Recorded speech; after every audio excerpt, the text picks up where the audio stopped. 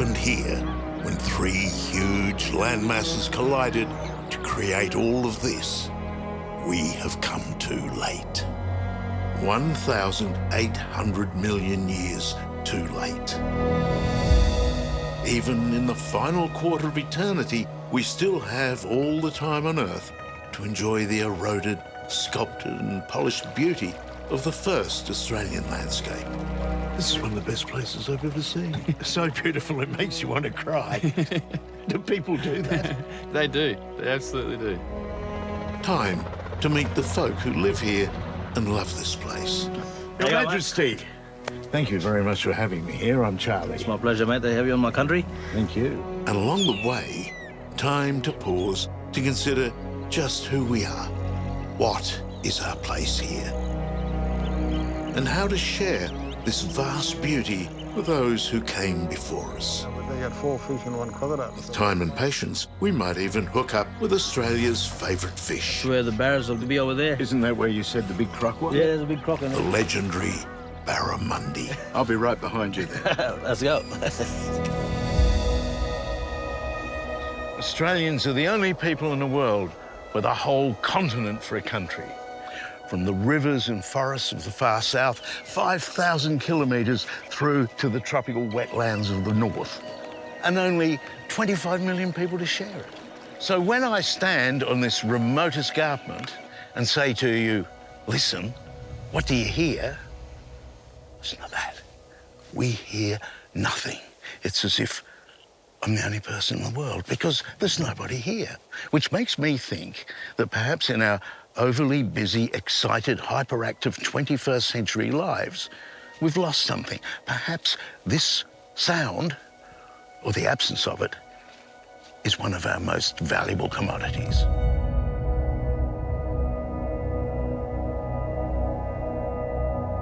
But the thing is, you can't dig it up, you can't harvest it, you can't mine it, you can't export it. You've just got to come here and enjoy it.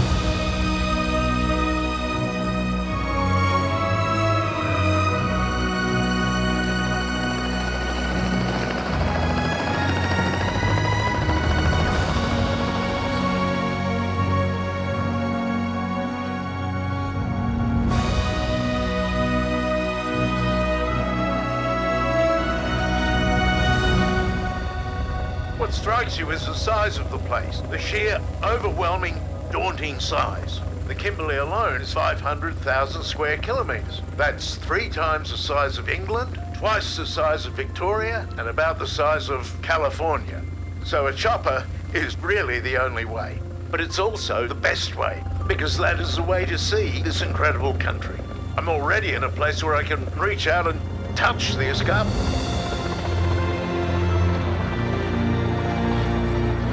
The place is so overwhelming in size, yet, in the big picture, if you went high enough and looked at the top end, it's just a postage stamp. And that just shows how big the top end of Australia really is. Somehow, in this unbounded landscape, you still find people to talk with. You love this place, don't you? I do. You know I do. I could make you cry, couldn't I? Yeah, you're good at that. Scotty Connell, my river guide, knows every turn and twist of the mighty Ord, where over hundreds of millions of years, the river has sawn its way down through sandstone cliffs to form a place so sublime, so peaceful and beautiful, it pulls at the heart. Scotty, I've always made it my business to go to some of the best places in Australia and try and introduce it to people. Where the hell are we?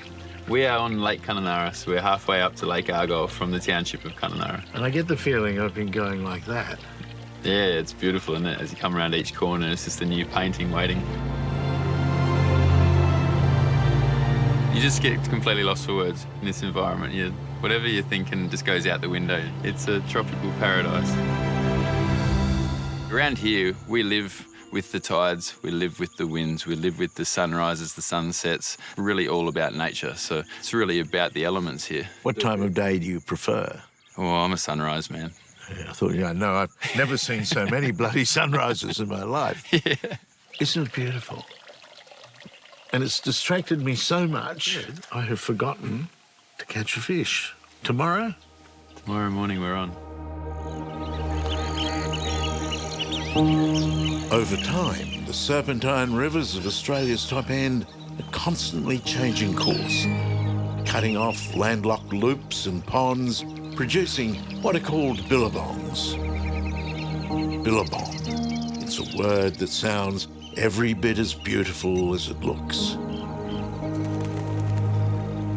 At first light, the song of the billabong, the music of the tropical world awakening, is well worth the journey of thousands of kilometres just to hear this.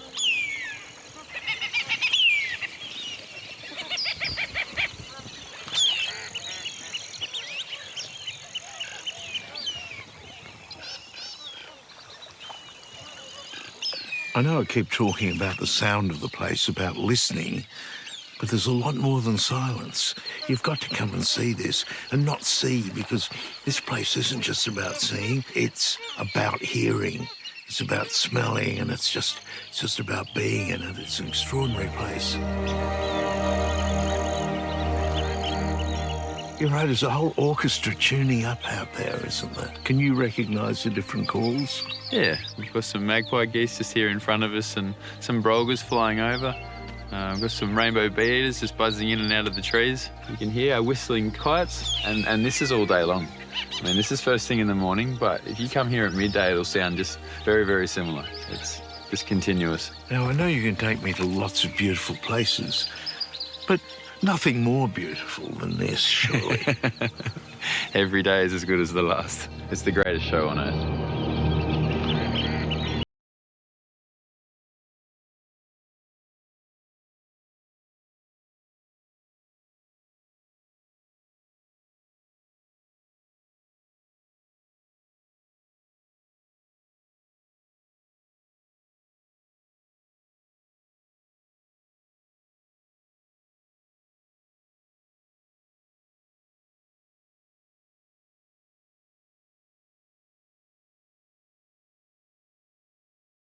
Time is the first dimension. You can feel it pressing down on the ancient landscape, stretching out the distances and turning all travel into a slow trance. I spent a lot of time in the air on this story, and you have to, because if you want to get anywhere, you could take days to drive. Henry Lawson once criticised Banjo Paterson because he said he rode like a gentleman across the country, and the real way to see and understand Australia was to walk, to see it on foot. There is an expression, driven to distraction. I think that's a good term, because I think there's nothing wrong with distraction. Up in the air, of course, you get the big picture, and the patterns in a landscape are terrific.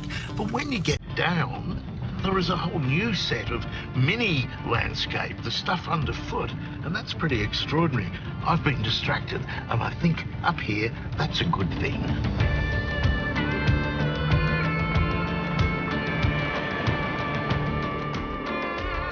So I very quickly got the idea that, while this is big picture country, it's also minute detail country too, isn't it? Yeah, sure is. All these intricate shapes and patterns in the salt flat. It's fantastic. I feel like I'm walking into an abstract painting, or maybe over an Olsen landscape. Yeah. Take me through the seasons in this place. I mean, it's dry now, but what happens? This area right here, we've only been able to just walk on it in the last couple of weeks after the wet season. And yet already when we drive across it, you'll kick up enormous amounts of dust. Yeah, absolutely.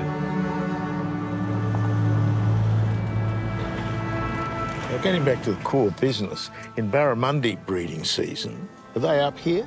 They up are. there in the mangroves? Yep, they're all through here. Right behind us, only a few hundred metres away. In the middle of the dry, it's hard to believe that in just a few months' time, 1,400 millimetres of rain might fall here. And this dry salt pan will again become Barramundi Country. But where there's Barra, there's crocs. The Australian saltwater crocodile is a ferocious hunter. The product of 240 million years of evolution, this magnificent animal can grow to 6 metres and weigh more than 700 kilograms. In all that time, it hasn't changed a lot. Even nature can't improve on perfection. So, Charlie, this is Jurassic Park. If you have a look on the other edge along here, through the binocs, you'll see there's all sorts of dinosaurs just laying in and underneath these trees and Oh, you'd along the hardly. edge. Yeah, oh, yes, I've got one.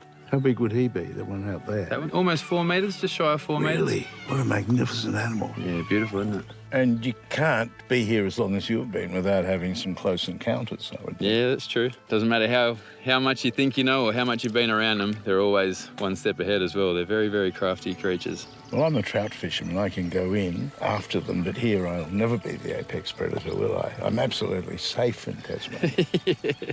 Yes, and it's a different feeling, isn't it? It is a different feeling. That is magnificent.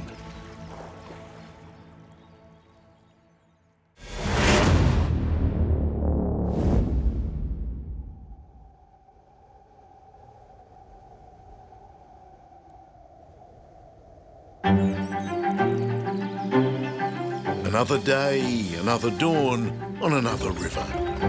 I'm into the rhythm of the top end now, where every day is gloriously the same, except that it just keeps getting better.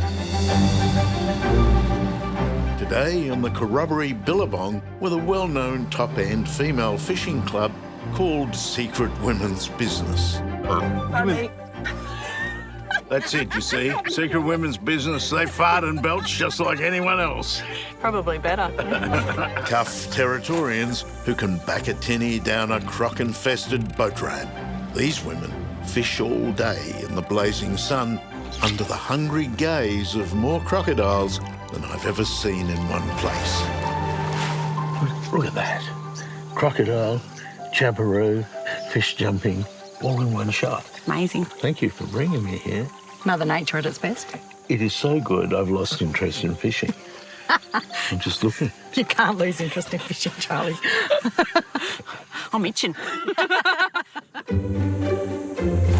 Speaking of the crocodiles, I mean, they don't seem to care that we're here. Have you had a close encounter? Yeah.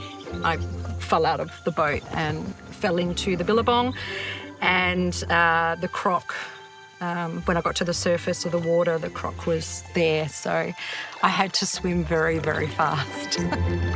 So the tip is, if you fall in, you don't go to the shore because that's where they'll get you. So you got to get back into the boat. Yeah, well, my chances were better getting back in the boat than they were on the banks, because if it came up the bank, it would probably outrun me. What we need is a big barra. We all need a big barra. What the story needs, I mean. Not me. I'm a modest man, I don't mind. So what's the plan for the rest of the day? Fishing. We started well before dawn. We've fished all day, and they just won't stop.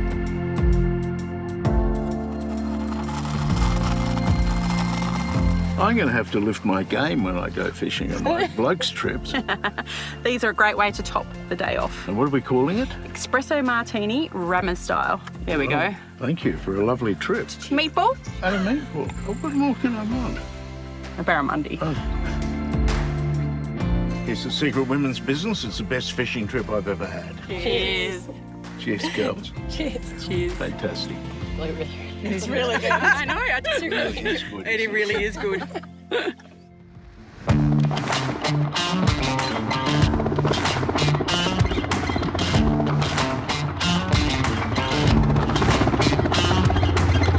I'd never heard of a place called Umbulgari, but around the world, well-travelled fishermen know it as the place to catch barramundi. So I'm back in the chopper because the only track in is a slow 5-day drive. And even then, you need permission from the traditional owners to go there. It's a landlocked kingdom ruled over by a man who is known as the Barra King. Fortunately, he's expecting me.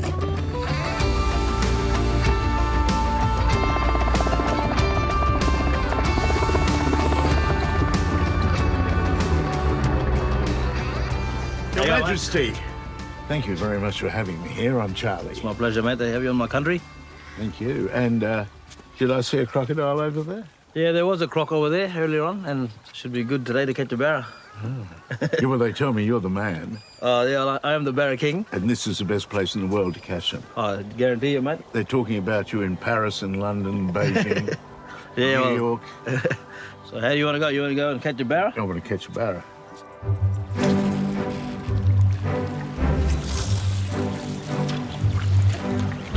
Fishing guides world over always tell me the same thing. It's called fishing, Charlie, not catching. The king still hasn't caught anything yet, but in the brochure, I read that you catch one right away. Yeah, that one you're just going to flick it a bit harder. Yeah, I have it flicking it pretty hard. But today I'm not competitive. I'm here for the fishing, not for the fish. Which is just as well, because it's always Sam Birch, the Barra King, who catches the fish. Oh, now how good is that? Nice silver saltwater barra. They are so beautiful, aren't they? Look at the red eye, or bright orange, and it looks like a silversmith has made it. It's a piece of jewelry. And a bit of purple on the top. I know from barra fishing before, you can take a long time before you catch a nice fish like that. Yeah, mate, I got friends wait a lifetime. A lot of people that travel the world just to catch this special fish.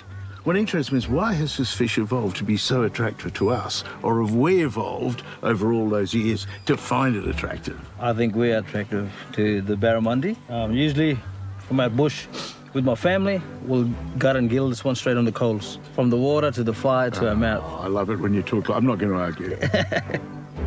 So yeah, this one will be our lunch.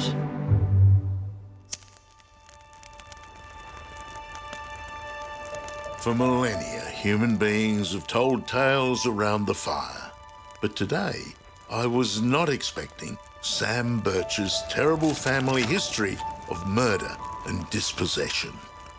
Sam, your grandmother's from round here, Yeah, mate, she was born just over there, on that escarpment there. on the escarpment, yep. When she first ever saw a white man, they was there having lunch one day, and they heard gunshots over the range.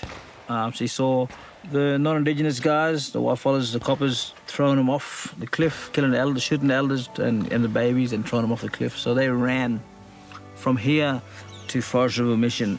The mission saved their lives. And was there any punishment for the police? Was there any kind of inquiry? No, mate, there's no punishment still to this day. But this sounds like it was the 1800s. In fact, it was in the mid-1920s, wasn't Yep, it? 1926, I think it was. Yeah. That is a terrible story and a beautiful place, but that's partly the Kimberley, isn't it? Yes, mate, yeah. Great beauty and human tragedy. Yep.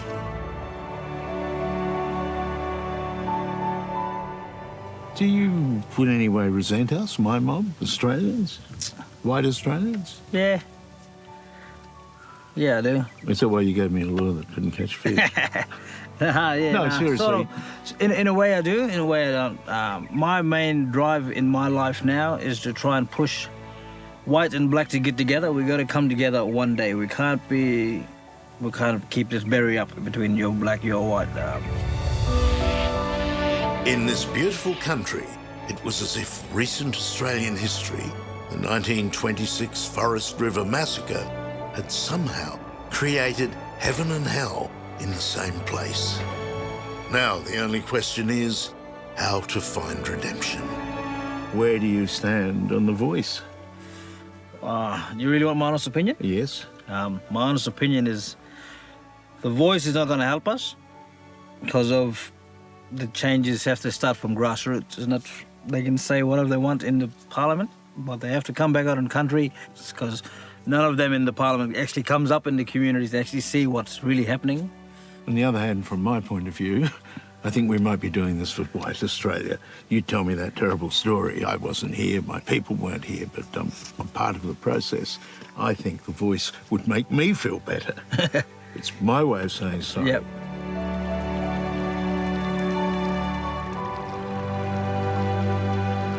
Not as pretty as it was, but it looks good.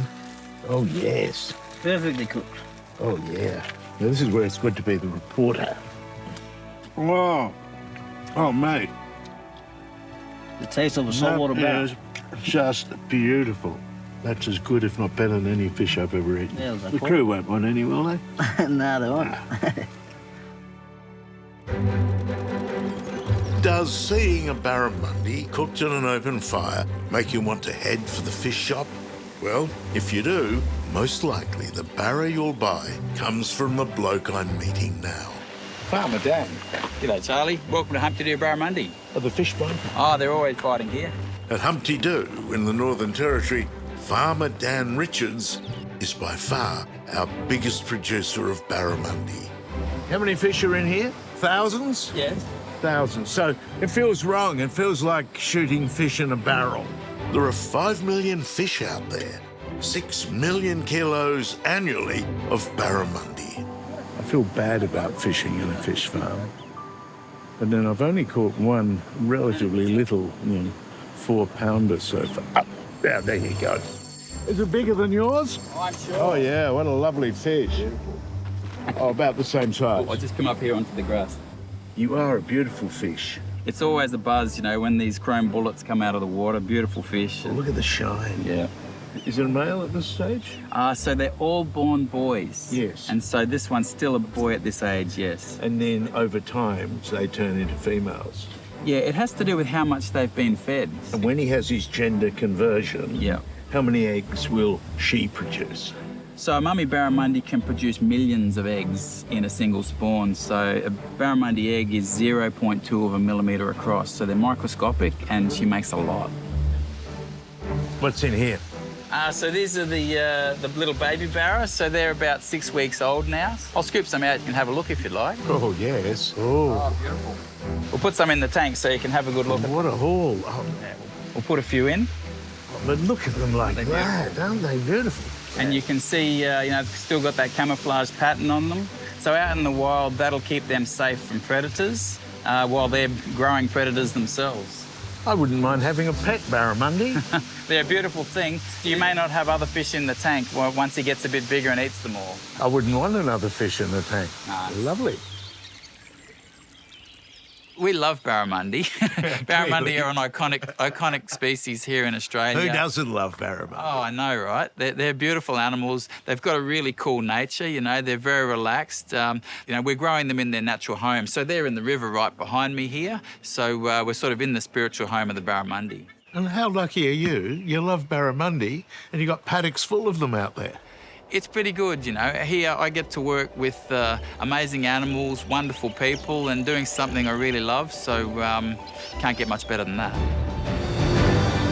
I should have liked to say that no barramundi were harmed during the making of this film. I'll give him the torpedo shot. But of course, we've already had lunch, and now we're going to have dinner. Cheers. Thank you very much. I've had a great day here. I love the sunset and I love your fish farm.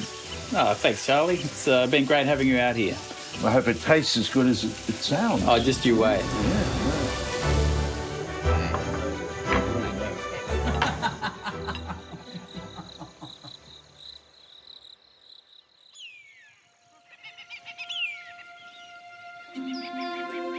In a world where wildness is fast disappearing, we've still got it all right here. All of this preserved because Australia is so big and Australians so few. And where there's fewer of us, people do seem happier. And the good news is that nature too is at its best. Let's all hope for a future where we keep this magnificent place just the way it is now. When I stood in that escarpment, I felt myself choking up a bit. It's that kind of country, isn't it? Yeah, I saw that. And you were starting to get something in your eye, I think. Yeah, I think it was a bug or something. Yeah. I'll remember that more than the pathetically small barra that I caught. Today, mate, I'm married. I'm living my best life ever with my kids. I'm meeting famous people, good people, lifetime friends like yourself. Oh, thank you. I wouldn't think I'd be where I am today 7 years ago. This kind of Australian country, you've got to go through it with an open mind, and what you think you're doing isn't really what you're doing at all. I mean, I think I'm here to catch a barra, but that doesn't matter. Your story is what I will take away now, and flying past those fantastic escarpments and the sheer size of the place. You have fabulous backyard, don't you? You would not want to spend any time inside. Yeah, you can do what you want. I think people make their own rules up here, don't they? Yeah, some fashion? I've got no idea. We're going on the jet skis on Saturday or Sunday. You'll have to ask Mum. You're a happy man, aren't you? I'm a very, very happy man. I like to travel the world and find happy men.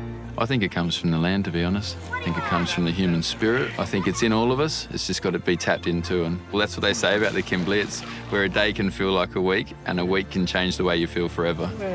Whoa. And who's this little person? Mary? This is Charlie. You're very cute. So this is just one big happy family. Yep, yep.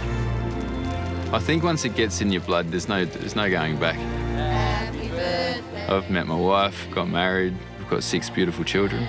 Always wanted to meet a beautiful local girl who enjoys the same things. And more importantly, doesn't want to take off anywhere else. This is home.